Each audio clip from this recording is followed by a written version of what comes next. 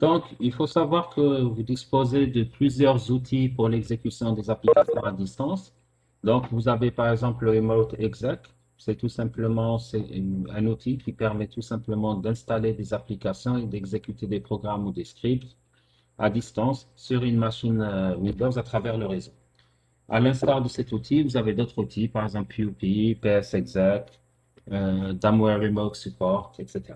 Vous avez les liens des différents outils que vous pouvez télécharger, tester et utiliser.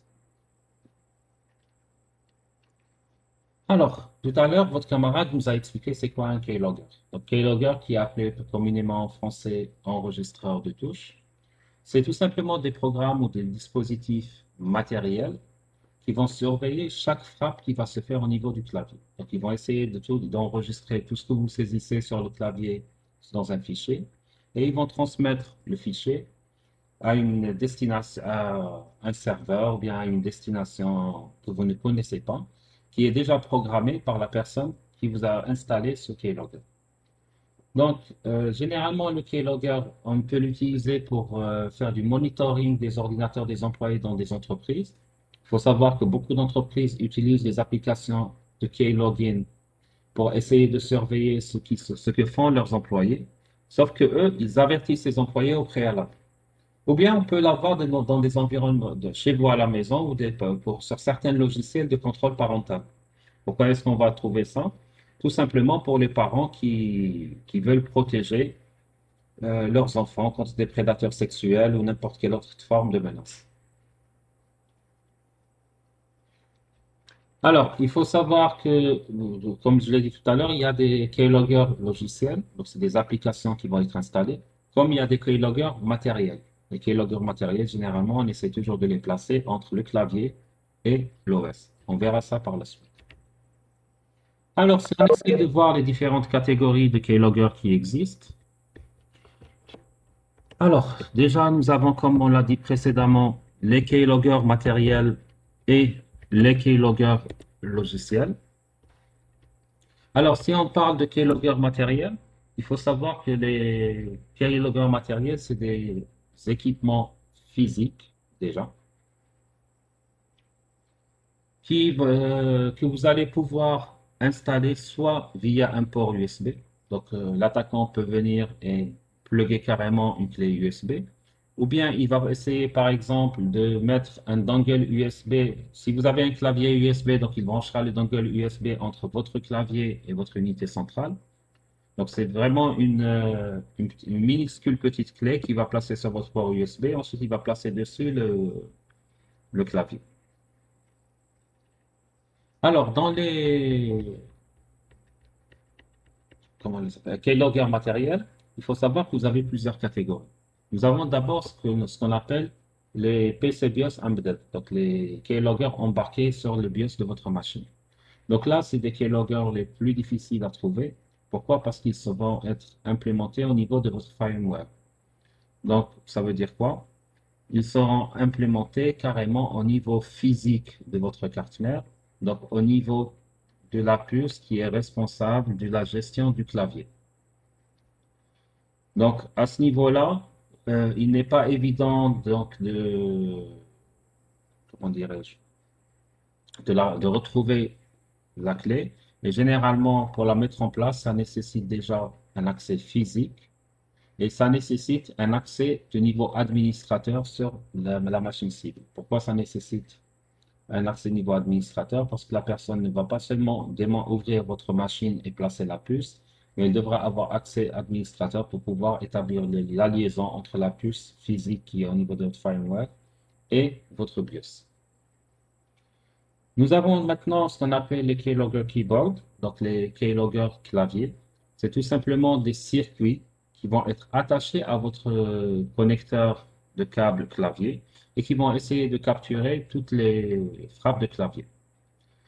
À ce niveau-là, ça ne nécessite pas un effort de programmation parce que ça va être installé carrément au niveau physique, au niveau du clavier.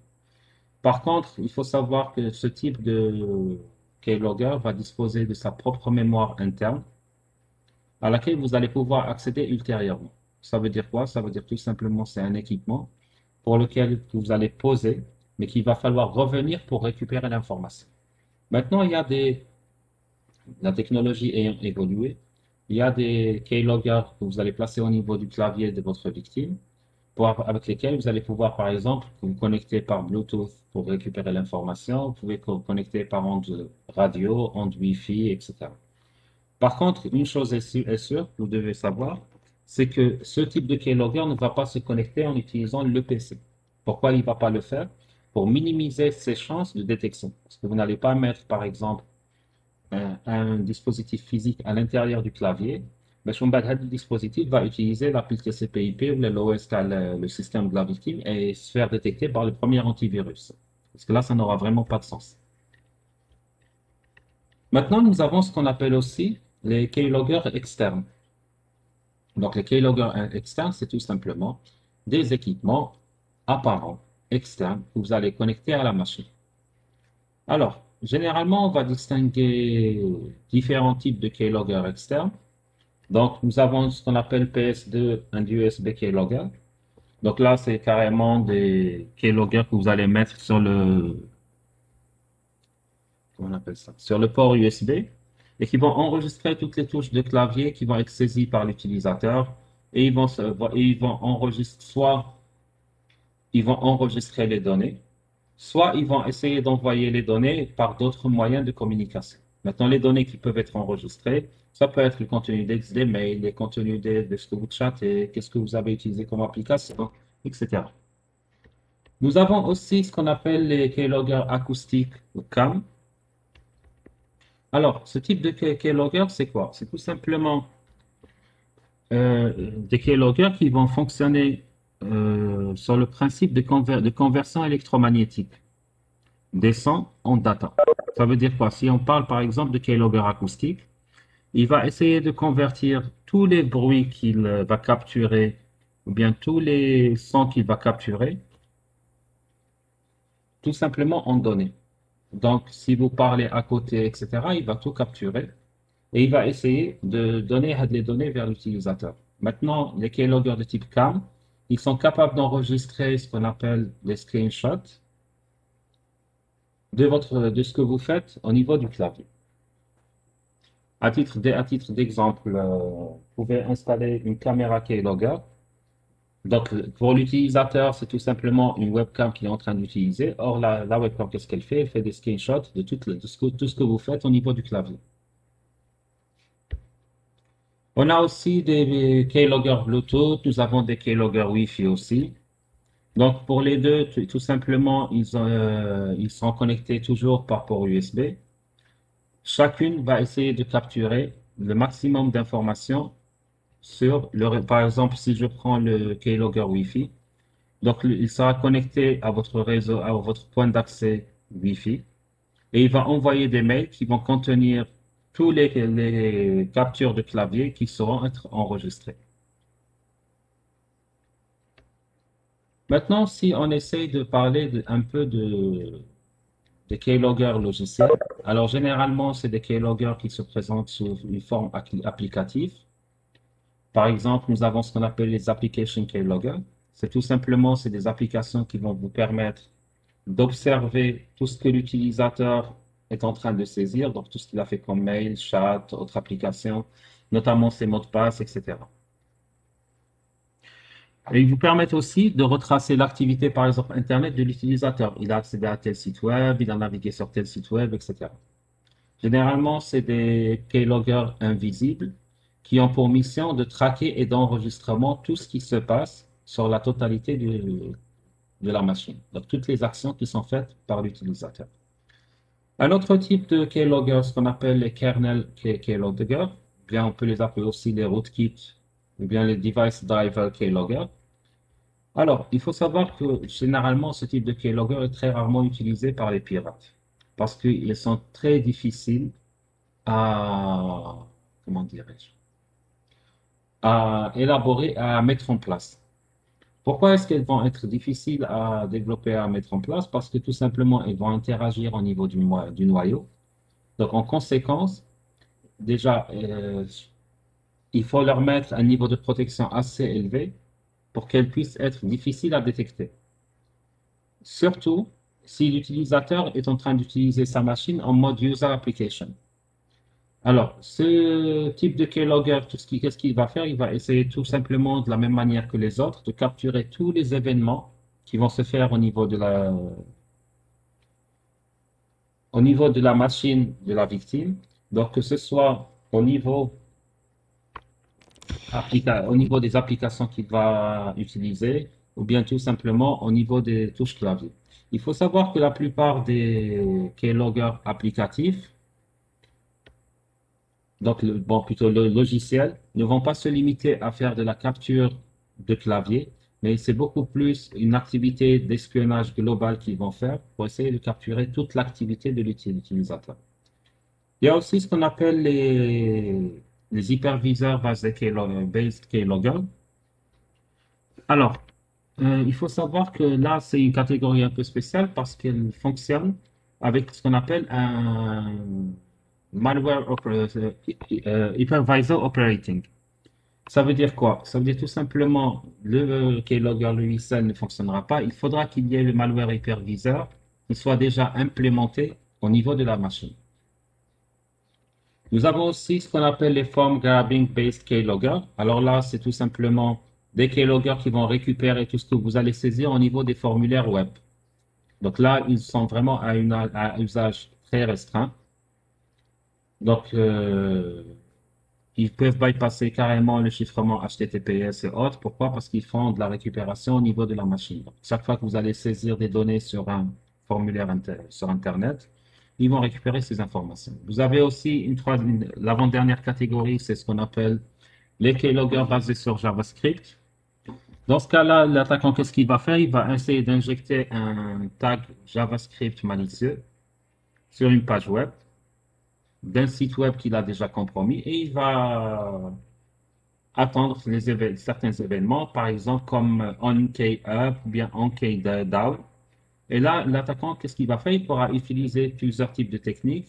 Par exemple, la technique du man in the browser, où là, il va utiliser du XSS pour essayer d'injecter ce script malicieux vers l'utilisateur.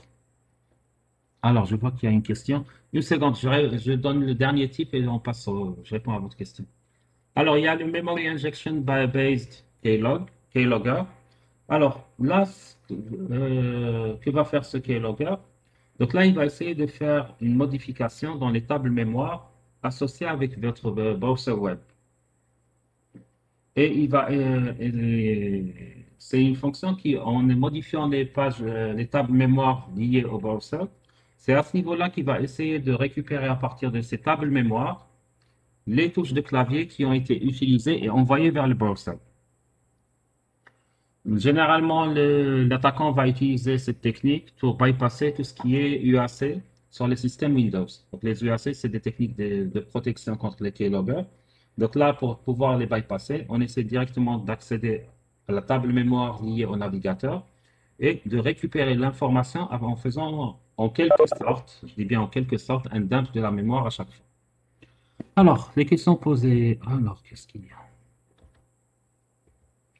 Alors, Fatih question qui dit, Monsieur, une question s'il vous plaît, comment c'est possible de convertir le son en données? Parce que les bruits diffèrent selon la vitesse de l'utilisateur quand il écrit et selon le type de keyboard. Alors, il faut savoir généralement que quand on parle de keyboard acoustique, c'est des keyboards qui sont adaptés à la machine elle-même. Donc, c'est des keyboards qui sont adaptés au type de clavier lui-même. Par exemple, si je ramène un keyboard acoustique pour un clavier, par exemple 3COM X42, si je le mets sur une autre marque de clavier, il ne fonctionnera pas. Donc, il va donner des résultats erronés. Parce que même au niveau du clavier, il faut savoir que ce type d'équipement, on lui fait subir un certain apprentissage au départ. Si, essayez de faire très attention sur votre clavier maintenant. Essayez d'appuyer sur le A, appuyez sur par exemple le N. Vous allez remarquer qu'il y a un léger bruit différent de par la position par exemple des touches. Et donc il y a plusieurs paramètres qui rentrent en jeu. Il est vrai que ces keyloggers ne sont pas très fiables, mais quand même ils donnent des résultats assez intéressants. Alors, euh,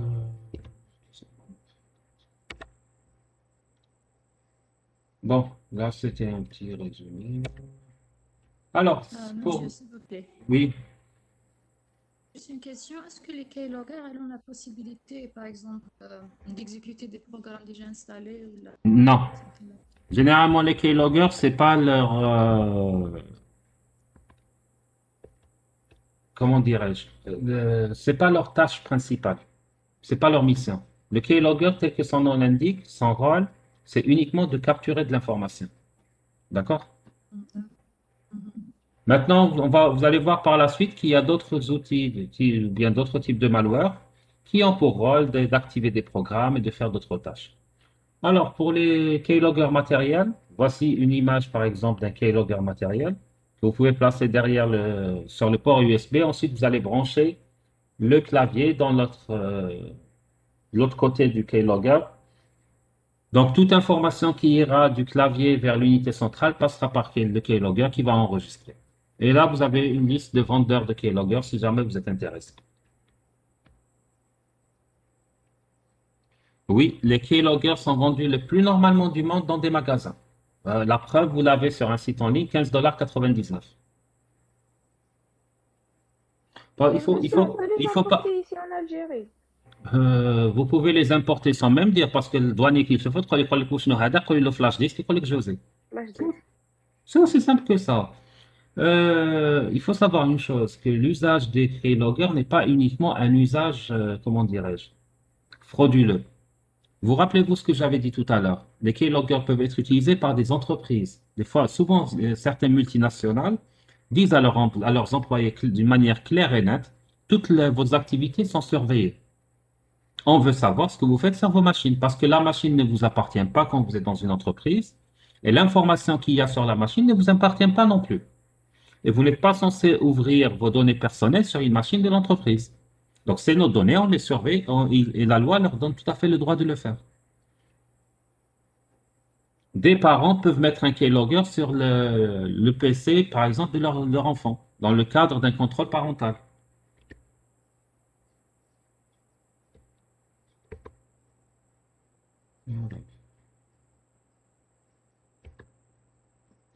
Alors, d'autres exemples de keylogger matériel. Alors, ce que vous voyez à ce niveau-là en bas, à ce niveau-là, c'est tout simplement un keylogger qui est à l'intérieur du clavier, donc vous remarquerez qu'on ne remarque absolument rien. Là, c'est un keylogger Bluetooth. Là, c'est un keylogger hardware qui est installé. Ça, c'est l'élément qui est là entre le clavier et le. Là, c'est des keyloggers Wi-Fi. Là, c'est des keyloggers USB, tout simplement. Et là, c'est des keyloggers PS2 pour les anciennes de génération de clavier. Alors, pour Windows, vous avez plusieurs outils qui peuvent faire office de keylogger. Donc, par exemple, vous avez le Spirit Keylogger Free. Donc, c'est tout simplement un keylogger qui est utilisé pour faire un monitoring à distance de la machine. Donc, il inclut tout ce qui est enregistrement de tout frappe de clavier, de mot de passe. Il peut même faire des screenshots si vous le programmez pour telle application. Et voilà un peu comment il vous affiche les événements. Alors, les screenshots, vous les avez dans une rubrique. Les frappes de clavier, donc c'est la date, le jour, l'heure, quelle est l'application qui était en cours d'utilisation. Là, par exemple, c'était Gmail. Et qu'est-ce que l'utilisateur a tapé à chaque instant. Donc, il y a certains outils qui sont gratuits, d'autres sont payants. Alors, après les keylogger, on va essayer de voir les spyware. Hamadash, qu'est-ce qu'un spyware?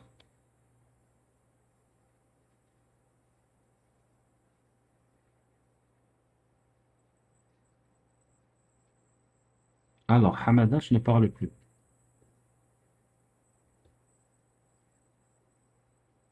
Alors, qu'est-ce qu'un spyware? Vous donnez votre langue au chat?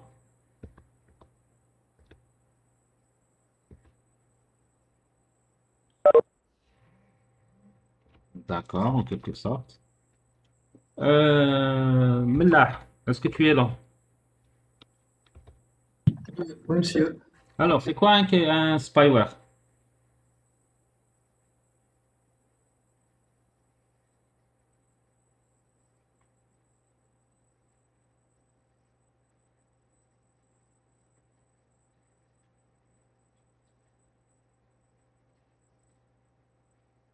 Est-ce que vous avez une idée?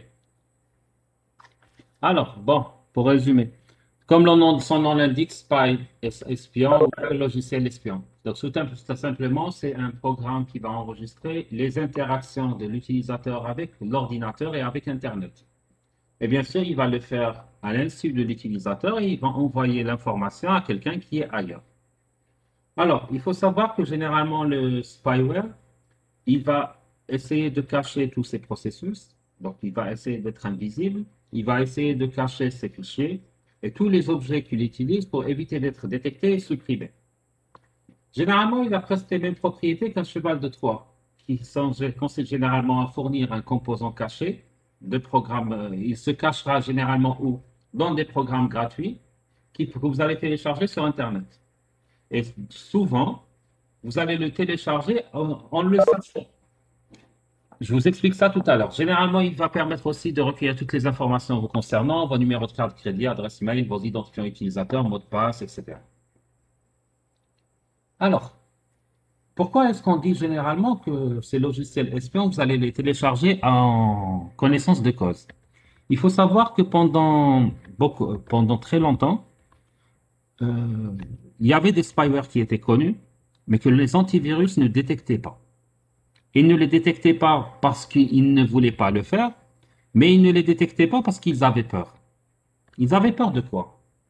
Alors, prenons un exemple. Imaginons que vous allez télécharger un logiciel, disons, je sais pas moi, de traitement d'image, à l'instar de Photoshop. Je ne parle pas de Photoshop, je dis bien à l'instar, qui ressemble à Photoshop. Vous allez trouver un outil gratuit, sympa et génial. Vous allez le télécharger, au moment de l'installer, il y a ce qu'on appelle un club ou bien un contrat, appelez-le comme vous voulez. Agreement of use ou là. Bon.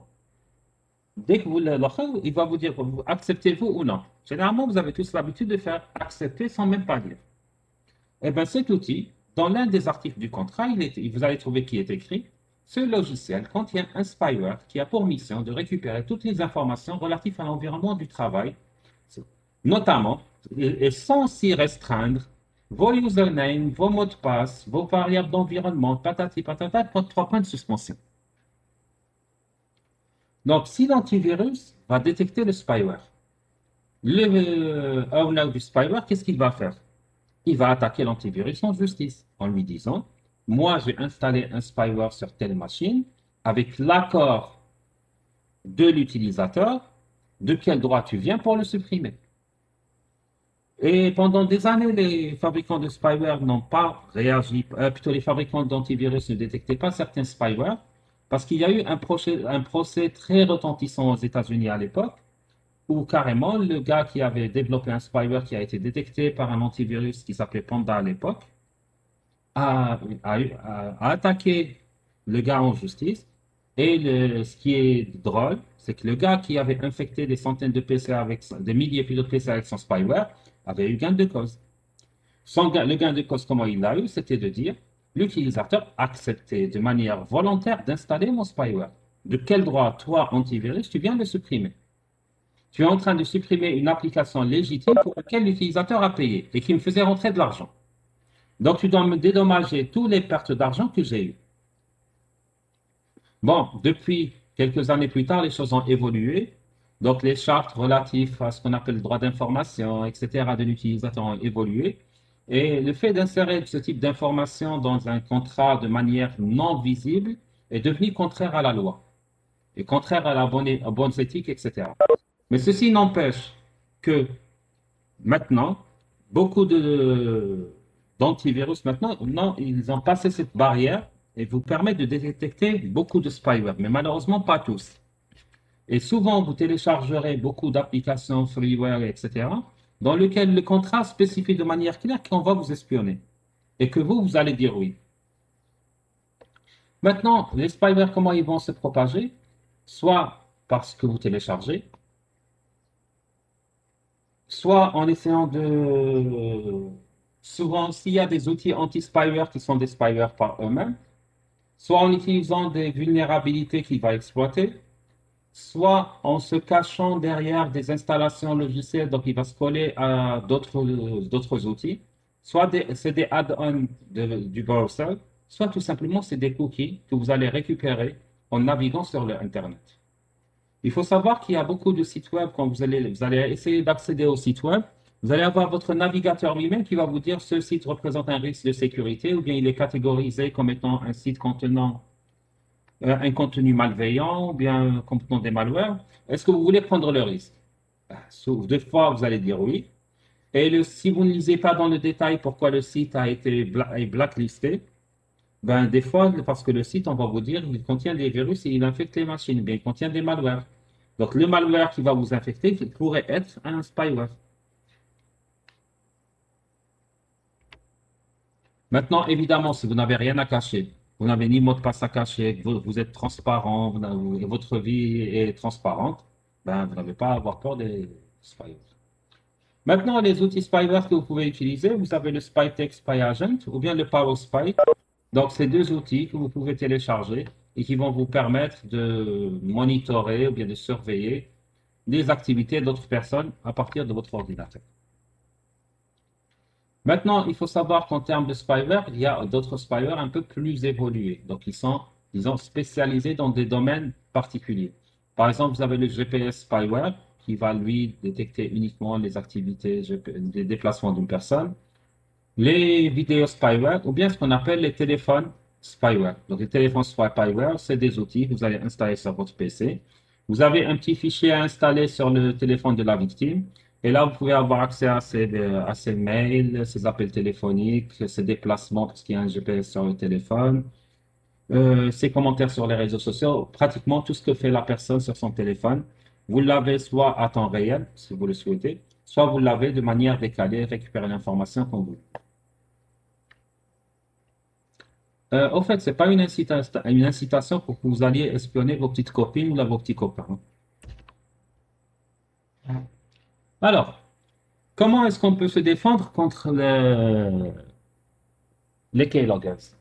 Alors, d'abord, il faudra utiliser ce qu'on appelle les bloqueurs de pop-up. Actuellement, pratiquement, Liando, Riyad. Bon, je m'abstiendrai de dire tout commentaire, Ouais, laisse tomber. Bon, apparemment, Riyad a fait un appel ou un SOS pour que vous lui trouviez une petite copine. Bon, Madame Beck, tu le fais en dehors de mon cours. Aïe, aïe, aïe. À moins que tu comptes te convertir en autre chose. Ah bon, laisse tomber. Alors, on revient vers le cours. Comment se défendre contre les keyloggers? Alors, d'abord, il faut savoir qu'on peut utiliser ce qu'on appelle les bloqueurs de pop-up. Je pense que tout le monde sait c'est quoi un pop-up. Actuellement, la plupart des navigateurs actuellement contiennent une fonctionnalité par défaut, qui vous permet d'éviter les pop-up, donc de bloquer les pop-up. Aussi, on vous demande de ne jamais ouvrir un junk mail. Un junk mail, donc c'est tout ce qui vient dans votre courrier indésirable, etc. Vous pouvez installer un anti-spyware et le mettre à jour. Vous pouvez installer un pare-feu logiciel et un anti-keylogger. Vous pouvez identifier les mails de phishing et les effacer. Il faudra mettre votre OS à jour de manière régulière. Ne cliquez jamais sur les liens qui figurent dans vos mails. Utilisez ce qu'on appelle les logiciels d'interférence de frappe. Alors, les logiciels d'interférence de frappe, c'est quoi? C'est des logiciels qui vont insérer des caractères aléatoires dans chaque frappe. Ceci permettra de désorienter le keylogger. Alors, vous pouvez toujours scanner vos fichiers avant toute installation. Vous pouvez utiliser aussi des éditeurs de registres ou des explorateurs de processus pour essayer d'identifier les keyloggers qui se trouvent sur votre machine au cas où. Il est préférable d'utiliser les claviers virtuels pour la saisie de vos mots de passe sensibles, parce que là, ils sont beaucoup mieux protégés que les claviers physiques. Et surtout, installer un IDS basé host sur votre machine. Il y a aussi d'autres techniques un IDS. C'est ce qu'on appelle Intrusion Detection System. Donc, c'est un module, bien une application qui est là pour détecter toutes les intrusions qui se font sur votre machine. Alors, vous pouvez utiliser des logiciels permettant de détecter les changements d'état du système. Alors, les logiciels qui permettent la détection d'état du système, c'est des logiciels qui vont faire un snapshot plutôt de votre système, donc de la base des registres, des fichiers système les plus critiques. Elle va appliquer dessus une fonction de hash Et de manière périodique, elle va vérifier est-ce qu'il y a eu un changement de l'état. Donc, qu'est-ce qu'elle va faire? Elle va faire une autre capture, une autre fonction de hash pour voir s'il y a eu des changements ou non. Ça, c'est une première approche pour les détecteurs de changement. La deuxième approche, c'est que l'application de vérification du changement, oui, système de détection d'intrusion. C'est ce que je viens de dire. Alors, la deuxième approche, c'est ce qu'on appelle les outils de détection de changement actifs. Ça veut dire qu'ils vont vérifier à temps réel l'accès vers vos fichiers système. Et à chaque fois qu'il y a une tentative d'accès, ils vont vous demander de valider est-ce que c'est vous ou c'est pas vous, quel est le processus qui l'a fait, etc. Vous devez aussi contrôler périodiquement votre matériel pour vérifier qu'on ne vous a rien connecté sur votre PC, surtout dans un milieu d'entreprise, vu que le PC reste là-bas, c'est pas un laptop que vous prenez avec vous pour vérifier qu'on n'a rien rajouté comme sur vos ports USB. Vous avez toujours la possibilité de rajouter des mécanismes de chiffrement entre le PC et le clavier. Comme ça, même s'il y a un keylogger, ce qu'il recevra, ce sera un flux chiffré. Vous pouvez désactiver aussi vos ports USB ou configurer des mécanismes d'authentification avancés au niveau de votre BIOS. Ça veut dire que ce n'est pas n'importe qui pourra activer vos ports USB. Alors, il y a une question sur les... Alors, Mademoiselle Cherabi dit, si l'utilisateur est en train d'écrire en arabe, par exemple, est-ce qu'on va récupérer son texte exact ou avec les caractères latins? Alors, Mademoiselle Cherabi, il faut savoir que même les caractères arabes sont encodés. Donc, vous allez récupérer un encodage, qu'il soit arabe, français ou allemand, ou même, voire même coréen ou chinois. Vous allez le récupérer correctement. Alors, Hamadash qui Monsieur, dit, l'IDS peut faire aussi une détection basée signature pour les keyloggers. Oui, il y a une possibilité. Alors, keylogger peut être utilisé pour faire de la publicité. Comment ça pour faire de la publicité? J'ai pas compris. Monsieur, par exemple, s'il capte ce que vous écrivez sur Google, après vous envoyez des publicités. Ouh là, vous êtes parti trop loin là. Vous savez que ça veut dire vous allez pirater je ne sais pas combien de personnes, mais je te bats publicité, Buck. Généralement, cet usage n'est pas fait. Généralement, pour vous envoyer de la publicité, qu'il y a un Facebook, ils vend assez d'informations. Nous avons plus de 4 milliards d'utilisateurs sur Facebook. Donc, il y a des données, mais je te bats de la publicité ciblée. Généralement, on le fait grâce aux cookies, généralement. On n'a pas besoin de mettre un keylogger pour ça. D'accord?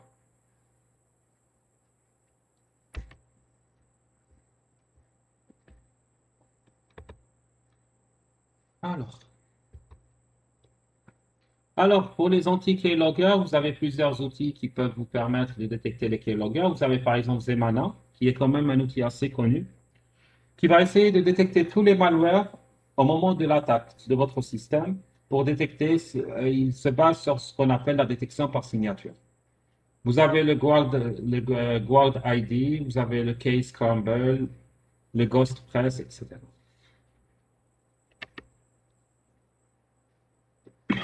Maintenant, pour les spyware, vous allez voir pratiquement les mécanismes de défense ressemblent énormément à ceux contre les keyloggers.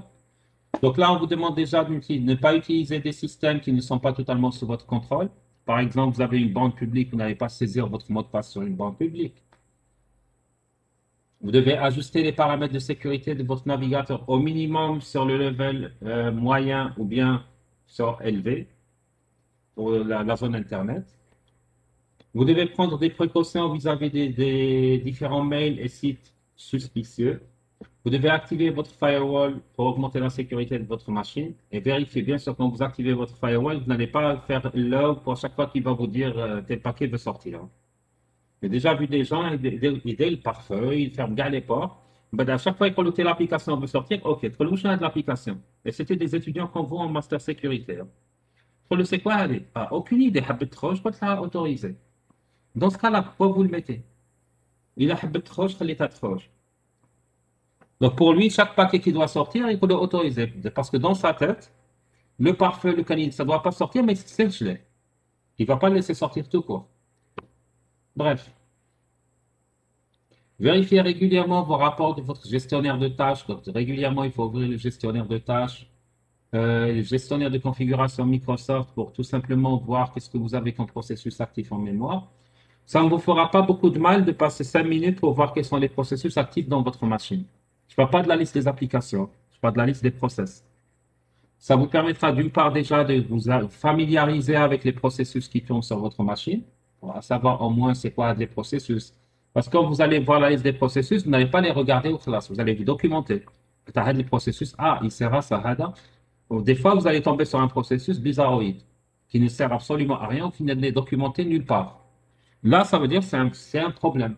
Parce que certains processus utilisés par les spyware n'ont pas des noms communs. Je vous donne un exemple. Par exemple, disons que Hamadesh va envoyer un spyware à qui? À Mellah.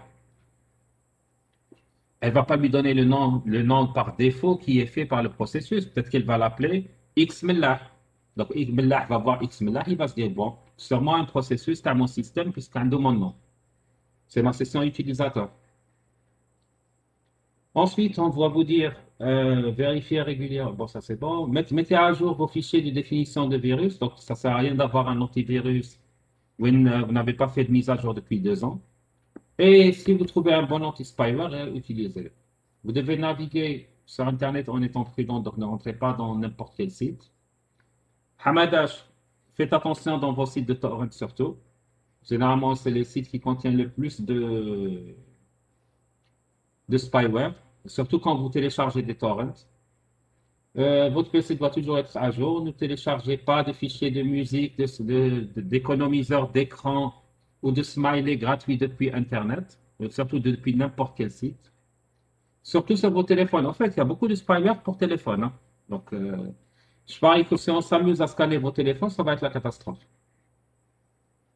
On vous demande de faire toujours attention aux pages web et de ne jamais cliquer sur quoi, ou que ce soit sur les fenêtres pop-up. Vous devez lire attentivement tous les contrats de licence des applications que vous allez installer sur tous les freeware ou bien les applications gratuites que vous ne connaissez, dont vous ne connaissez pas les éditeurs. Bon, il va y avoir des applications où les éditeurs ont une réputation mondiale. Là, vous n'avez pas trop le choix parce que même si vous ne voulez pas, ben, vous n'aurez pas le service. Maintenant, il y a des applications de type gratuite qu'on peut trouver 40 000 milliards de versions de l'application. Là, prenez au moins la peine de lire ce qui est écrit avant de l'installer. Et évidemment, n'enregistrez pas des informations sensibles ou personnelles sur un système dont vous n'avez pas complètement le contrôle. Alors, pour les anti-spyware, l'un des plus connus, c'est ce Super Anti-Spyware. Donc là, c'est un logiciel applicatif qui peut détecter et supprimer des spyware, des adware, des chevaux de Troie et toute menace, tout logiciel potentiellement menaçant à votre machine. Vous avez Kaspersky Internet Security 2019 qui avait un module anti-spyware à part. Je pense 2020-2021, ils l'ont inclus carrément avec l'Internet Security, donc ce n'est plus un module à part. Vous avez Secure Anywhere, Adware Antivirus, MaxScan, Norton Antivirus Plus, etc. Alors, les rootkits. Alors, les rootkits, c'est quoi? C'est tout simplement des programmes qui vont cacher leur présence ainsi que l'activité malicieuse d'un attaquant en leur donnant un accès complet au serveur ou bien à l'autre. Donc, un rootkit, qu'est-ce qu'il va faire? Il va tout simplement essayer de remplacer les appels légitimes de l'OS ou des utilitaires par ses propres versions modifiées. Généralement, par exemple, sous Windows, un rootkit, qu'est-ce qu'il va faire? Il va prendre une DLL Windows valide et il va la modifier par sa propre DLL qui, elle, contient une vulnérabilité ou bien contient une porte dérobée et qui va permettre de déployer d'autres outils malveillants. Ça veut dire que quand l'appel système se fera vers la DLL, au lieu que ce soit la DLL qui s'exécute, ça va être le code malveillant qui va s'exécuter. Alors, généralement, un rootkit, que je fais, vous allez trouver une backdoor, vous allez trouver un programme DDoS, vous allez trouver des sniffers de paquets. Donc, on peut trouver beaucoup de choses dans un rootkit. Maintenant, comment est-ce que l'attaquant va placer le rootkit? D'abord, il va commencer par scanner les ordinateurs et les serveurs web à la recherche d'une vulnérabilité. Alors que les choses soient claires, tout ça ne peut arriver que s'il y a une vulnérabilité. C'est exactement, Rania, c'est comme l'injection des DLL. Ensuite, qu'est-ce qu'il va faire? Il va faire ce qu'on appelle un empaquetage. Un non-pactage, ça veut dire quoi? Ça, je ne sais pas si vous connaissez le terme anglais, crafting. Donc, il va faire quoi? Il va tout simplement prendre le paquet du rootkit et il va le mettre dans un paquet, par exemple, d'un jeu. Ça veut dire quoi? Ça veut dire, en apparence, c'est comme le principe du cheval de Troie. En apparence, pour vous, c'est un jeu, mais à l'intérieur, il va y avoir le paquet à le rootkit. Ensuite, il va l'installer sur des ordinateurs publics ou bien sur les ordinateurs de l'entreprise, ou il va le mettre par exemple en téléchargement sur les réseaux sociaux. Ou bien il va essayer une fois que vous l'avez téléchargé et installé, il va lancer des attaques zero day pour faire l'escalade de privilèges, buffer overflow ou autre chose pour pouvoir exécuter ce rootkit et prendre les contrôles qu'il voulait prendre. Alors, les objectifs d'un rootkit généralement sont très évidents. D'abord, router le système hôte pour avoir un accès via une backdoor à distance, masquer les différentes traces de l'attaquant et la présence de l'application malicieuse, collecter un maximum de données sensibles du trafic réseau à partir du système où l'attaquant a eu l'accès, et essayer de mettre d'autres programmes malicieux sur votre système. Donc, en quelque sorte, il va essayer d'agir comme un serveur de ressources pour mettre à jour le bot qui est votre machine. Donc, en quelque sorte, il va essayer de vous transformer en bot ou bien en zombie. Maintenant, pour les rootkits, il faut savoir qu'il y a différentes catégories de rootkits. Donc, nous avons les rootkits niveau superviseur, rootkits au niveau physique ou bien firmware. Nous avons des rootkits au niveau du noyau, au niveau des librairies, au niveau applicatif ou bien au niveau du bootloader. Alors, on va commencer par le rootkit au niveau du bootloader. Donc, c'est tout simplement, il va remplacer le bootloader de votre disque dur de telle manière qu'il place un bootloader qui va lui permettre d'être contrôlé à distance. Si au niveau de l'hyperviseur, donc il va agir comme un hyperviseur et il va modifier la séquence de boot du système de la cible pour lancer l'OS de l'autre comme une machine virtuelle. Le but de lancer l'OS de l'autre comme une machine virtuelle, c'est d'avoir une couche en dessous de cette machine virtuelle qui contrôlera lui-même. Donc, toutes les interactions qui se feront entre l'OS de la victime et la partie physique va traverser le rootkit. Donc, il aura carrément la même mise sur toutes les fonctionnalités du système d'exploitation. Alors, le rootkit physique ou bien au niveau du firmware, donc il va se cacher tout simplement dans les dispositifs physiques, dans le firmware, dont l'intégrité de code ne peut pas être vérifiée. Il faut savoir qu'au niveau de votre firmware, il y a certains composants où l'intégrité du code Dialhome n'est pas vérifiée à chaque démarrage de la machine.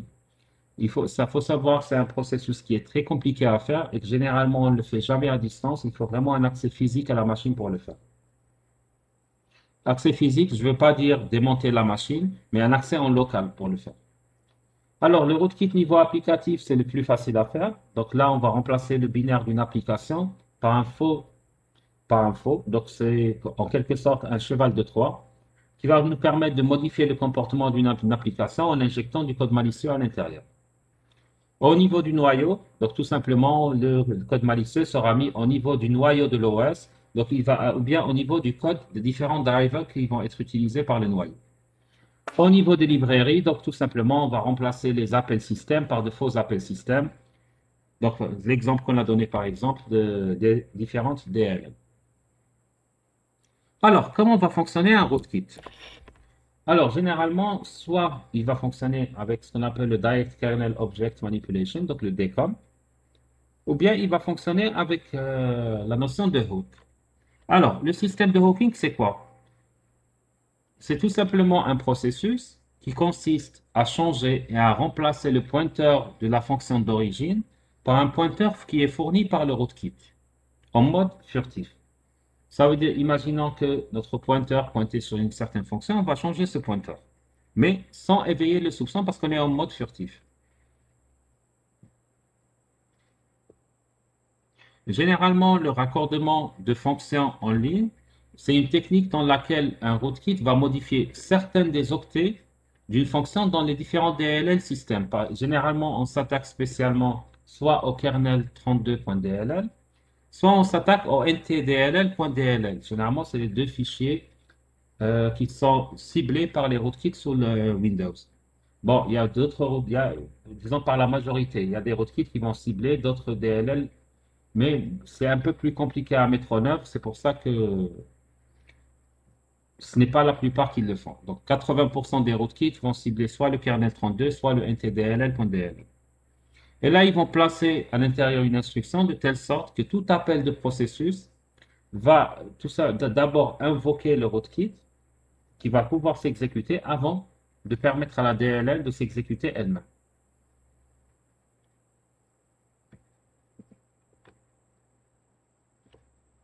Alors, deux des rootkits les plus populaires sont l'Ojax et Scranos. Alors, l'Ojax, c'est quoi? C'est un rootkit de type UEFI qui va tout simplement injecter le malware dans le système et il va s'exécuter au démarrage de ce dernier. Donc, ça veut dire à chaque fois que vous allez démarrer votre système, vous allez relancer votre malware qui va agir comme interface entre l'OS et le firmware. Nous avons Scranos qui, par contre, lui, est un rootkit qui cible le noyau de Windows.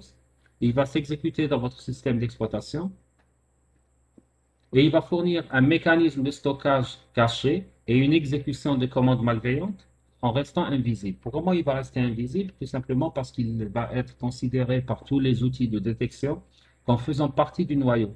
Donc, ça va être les fonctions du noyau système, donc vos différents DLL, qui vont s'exécuter et qui vont permettre à ce malware de s'injecter par la suite dans le bootleg code, qui va gérer carrément le lancement de votre Windows à chaque démarrage. Nous avons un troisième type qui est le Hogspill. Donc, c'est tout simplement un rootkit qui, lui, cible les noyaux Linux, qui va résider dans le init.rd. Et il va l'utiliser pour pouvoir infecter la totalité du système et tromper les propriétés de votre système. Et comment est-ce qu'il va faire? Il va utiliser une primitive de conteneur à partir de votre init.rd. Donc, lui, il va contenir trois parties. Donc, le Clibic Hogspill pour pouvoir le déployer sur le système. Vous avez le set operation pour définir les opérations et le infect, le troisième module, qui va vous permettre carrément de le propager sur d'autres systèmes. Alors, comment détecter un rootkit? Donc, généralement, il y a la détection basée sur l'intégrité. Donc là, on va essayer de faire le même principe qu'on avait vu tout à l'heure, donc faire une capture soit de votre secteur de boot, soit de votre mémoire, ou bien de votre base de registre, et la comparer avec une ancienne capture en laquelle vous avez confiance. Il y a la détection basée sur la signature, donc c'est le même principe que les antivirus, donc on possède l'empreinte des rootkits connus, et on va comparer à chaque fois en faisant des scans. Nous avons aussi la détection basée heuristique ou comportementale. Donc là, c'est carrément, on va analyser le comportement du système. Et si on détecte des pics d'action qui ne correspondent pas à un comportement ordinaire ou bien qui adhèrent à un comportement d'un rootkit connu, donc là, il va y avoir une alerte. Nous avons ce qu'on appelle le profilage des chemins d'exécution. Donc, c'est une technique qui va essayer de comparer les chemins d'exécution de tous vos processus avec des fichiers exécutables avant et après l'infection. Ça veut dire quoi? Ça veut dire que d'habitude, par exemple, lorsqu'on exécute un certain programme, on a un certain chemin qui est exécuté. Si le chemin d'exécution a été changé à un instant T, donc, le système de détection va tirer la conclusion que tout simplement, il y a eu un rootkit qui a été installé ou bien un programme qui a détourné le chemin d'exécution. Il faut savoir que cette approche va donner beaucoup de faux positifs, tout simplement parce qu'à chaque fois que vous avez une nouvelle installation ou un nouveau processus que vous allez déployer, le système va considérer que c'est une information qu'il ne connaît pas, donc il va vous demander déjà de valider la nouvelle exécution. Alors, nous avons ce qu'on appelle la détection basée sur les cross-views.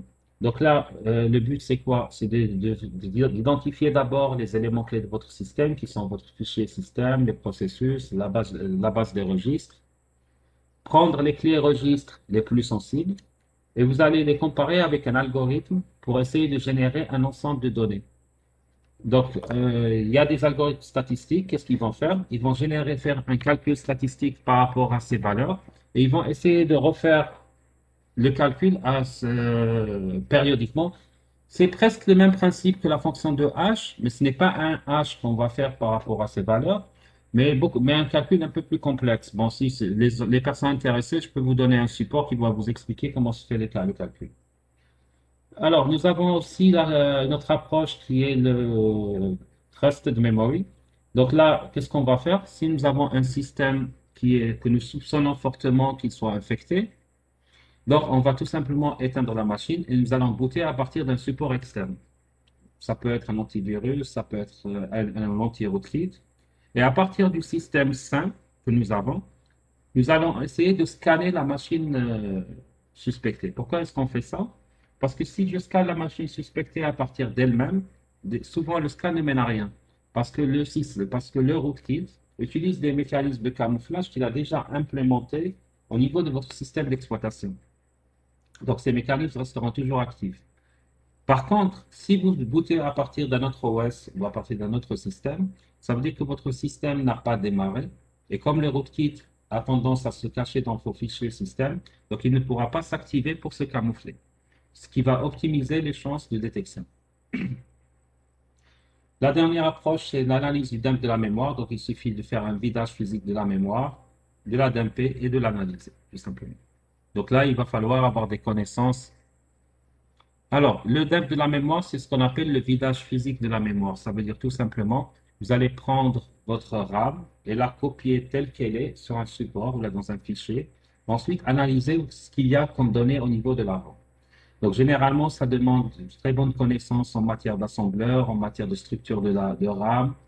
On verra ça l'année prochaine dans le module sécurité applicative quand on arrivera vers le chapitre Forensics. Donc là, je pense que vous avez une partie, vous allez voir en détail comment dumper une mémoire, comment essayer d'analyser la mémoire à la recherche de malware au niveau de la mémoire dumpée.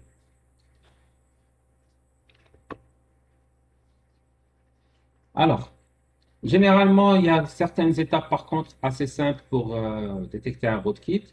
Donc là, c'est une procédure vraiment très très simple que vous pouvez même faire sur vos machines. Donc vous allez faire un dir /s/b/as, un dir /s/b/a-h sur votre OS. Ensuite, vous allez booter à partir d'un autre d'un CD ou bien d'un USB Windows, un deuxième. Vous allez faire exactement les mêmes commandes. Ensuite, vous allez comparer les deux résultats en utilisant WinMerge. Et là, il va vous permettre de voir tous les fichiers cachés, donc invisibles, depuis l'intérieur, mais ce qu'on appelle les fichiers visibles depuis l'intérieur et invisible depuis l'intérieur et visible depuis l'extérieur. C'est ce qu'on appelle les ghost files. Donc là, ça va vous permettre de les détecter et de savoir si vous êtes infecté. Par contre, il faut savoir que cette approche va vous donner beaucoup de faux positifs et que ça ne détecte pas les fichiers furtifs qui se cachent dans le BIOS, dans l'EPROM et dans la carte graphique ou bien dans les secteurs de disque défectueux. Donc, en d'autres termes, ça va détecter tout ce qui se trouve au niveau de votre disque dur. Mais si l'exploit est beaucoup plus développé de telle manière à se cacher, par exemple, vous savez qu'il y a beaucoup maintenant de virus, de malware de manière générale, qui ciblent la carte graphique. Pourquoi ils ciblent la carte graphique? Parce que les cartes graphiques se sont beaucoup développées et le développement des cartes graphiques a permis le développement des processeurs des cartes graphiques, donc des capacités de calcul supplémentaires. Et il arrive actuellement qu'on ait des cartes graphiques qui sont plus puissantes que le processeur même de la machine. En même temps, ces cartes graphiques vont disposer de RAM, ce qu'on appelle les VRAM, vidéo-RAM. Alors, ces VRAM, c'est des mémoires de la carte graphique. Donc, le virus cherche un environnement où il n'est pas facilement détectable. Cet environnement, ça va être la carte graphique, par exemple. Un environnement qui lui offre une capacité de calcul de puissance assez élevée, c'est la carte graphique. Ben, c'est le meilleur endroit où il pourra se cacher et exécuter toutes les actions malicieuses qu'il veut, en se cachant derrière les processus de la carte graphique qui sont considérés comme des process prioritaires.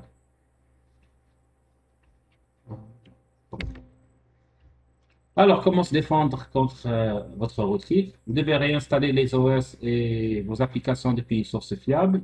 Une source fiable veut dire un OS qui n'est pas téléchargé sur les torrents, hein. Un OS que vous téléchargez sur un torrent n'est pas une source fiable. En milieu d'entreprise, vous devez bien documenter vos procédures d'installation. Vous pouvez lancer des analyses de dump de la mémoire et du noyau pour déterminer la présence de rootkit. Vous pouvez renforcer vos PC contre les attaques en émettant les outils de protection nécessaires, éduquer vos employés à ne pas télécharger n'importe quoi, installer des pare-feux au niveau des machines elles-mêmes, ce qu'on appelle les host firewall. Assurez-vous de la disponibilité de médias pour restaurer vos machines. Donc, vous devez tous avoir, ou même vous-même sur vos laptops, avoir ce qu'on appelle des sauvegardes et des restaurations pour pouvoir restaurer rapidement votre système et ne pas perdre toutes vos données. Et bien sûr, mettre à jour vos machines. Maintenant, ce qu'on peut faire aussi, c'est vérifier l'intégrité des fichiers système de manière régulière. Vous pouvez mettre à jour votre antivirus, vous avez intérêt, pas vous pouvez. Évitez de vous authentifier avec votre compte, avec privilège administrateur. Euh, Même sur vos laptops Windows, vous pouvez créer deux comptes, un compte user, un compte administrateur, et travailler généralement avec votre compte user. C'est ce qu'on appelle le fait d'adhérer au principe de moindre privilège. Assurez-vous que votre antivirus possède une protection contre les rootkits. Ce n'est pas tous les antivirus qui l'ont. Et surtout, n'installez pas des applications inutiles et désactivez les fonctions et services que vous n'utilisez pas.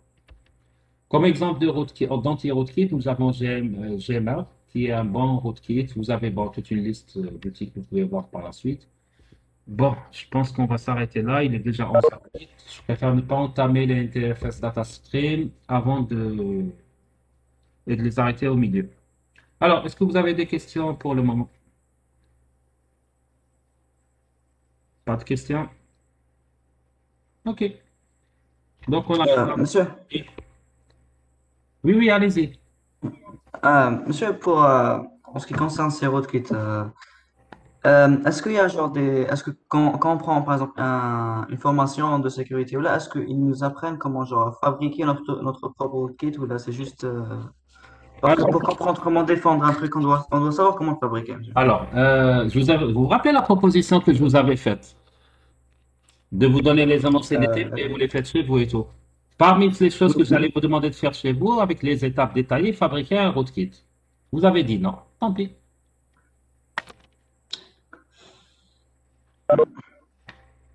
Alors, est-ce qu'il y a d'autres questions? Parce que je ne vous cache pas, au niveau du TP, en 1 heure et demie, on ne pourra jamais fabriquer un rootkit. C'est aussi simple que ça. À la limite, vous pouvez utiliser un rootkit, mais le fabriquer, non. Parce que surtout que nous avions un TP spécialement dédié au rootkit, aux virus, aux différents malwares, aux chevaux de Troie, etc. Et généralement, c'est un TP qu'on faisait en demandant aux étudiants d'utiliser une machine virtuelle non connectée à la machine physique du tout, de couper toutes les connexions réseau et tout, parce qu'on utilise de vrais virus et pour éviter l'infection de la machine même de l'étudiant. Enfin bref, c'est pas méchant. Vous avez fait votre choix.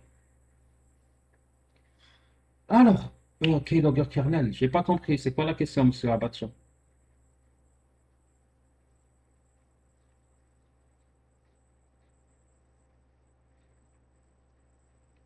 Bon, sur ce, un peu un peu plus d'explication. Je sais pas, vous voulez savoir quoi? Comment ça fonctionne? Comment l'implémenter?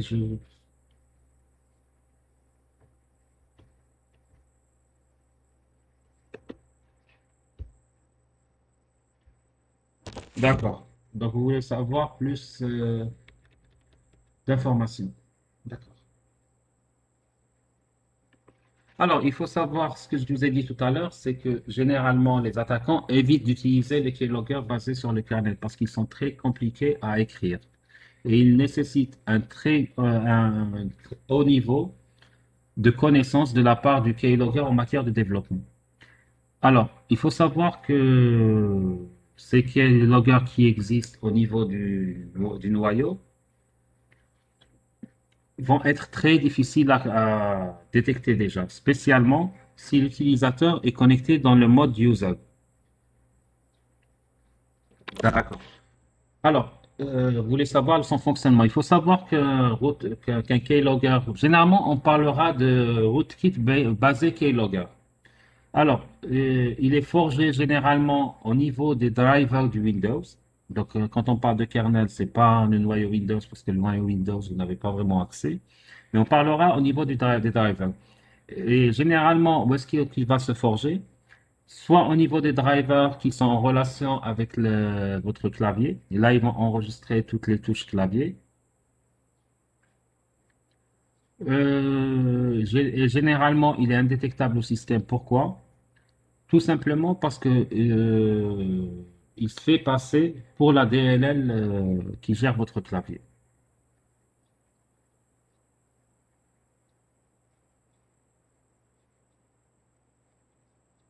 Je ne sais pas si j'ai répondu à votre question ou si vous voulez encore plus de détails sur ça. Maintenant, si vous voulez plus de détails, je peux vous envoyer une documentation sur comment router les DLL clavier. OK. Est-ce qu'il y a d'autres questions?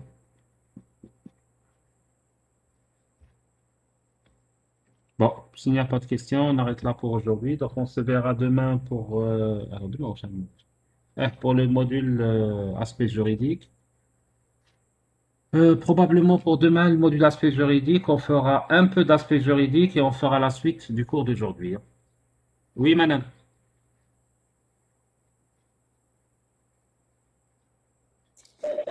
Monsieur, Oui. concernant la première tâche du projet, s'il vous plaît. Alors, sincèrement, j'ai pas eu le temps de vous la donner. Je vais vous l'envoyer tout à l'heure. Donc, je vais essayer de vous l'envoyer au courant de la journée. Merci. Ok, je vous en prie. Je pense que ça répond aussi à la question posée par Hamadash. Ok, sur ce, je vous dis bonne journée et bon courage pour la suite de vos cours.